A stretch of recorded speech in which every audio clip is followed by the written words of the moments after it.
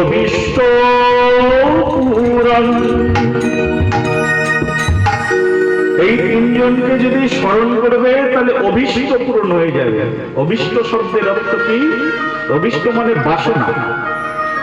অনেকের মনে অনেক ইচ্ছা আছে, কিন্তু কোনো ইচ্ছাই কোনোদিন পূরণই হয় না।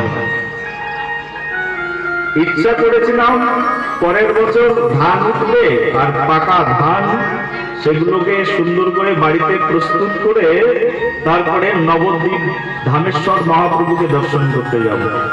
মনে মনে ইচ্ছা করছি, হয়ে গেল 18 বছর। 18 বছরের মধ্যে একদিনও নবদ্বীপেই যাওয়া হয়নি, ইচ্ছা পূরণই হচ্ছে না। যখনই মনে করবো নবদ্বীপে যাব, তখনই কিছু না কিছু একটা বিপদ এসে যায়, আর নবদ্বীপে যাওয়াই হয় না। বলে একবার রাধে রাধে রাধে রাধে। হয় না এরকম? অনেক বছর ধরে মনে করছি গঙ্গাসাগরে যাব, কিন্তু যাওয়াই হয় না। ইচ্ছা আছে কিন্তু যাওয়াই হয় না।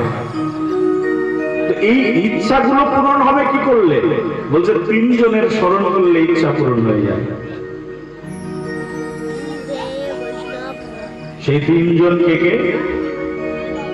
সেই তিনজনের মধ্যে একজন হচ্ছেন শ্রী গুরুদেব, একজন হচ্ছেন বৈষ্ণব, আর একজনকে ভগবান।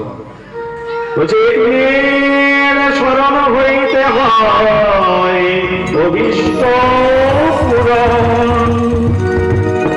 এই তিনজনের স্মরণ করলে সব ইচ্ছাও পূরণ হয়ে যায়।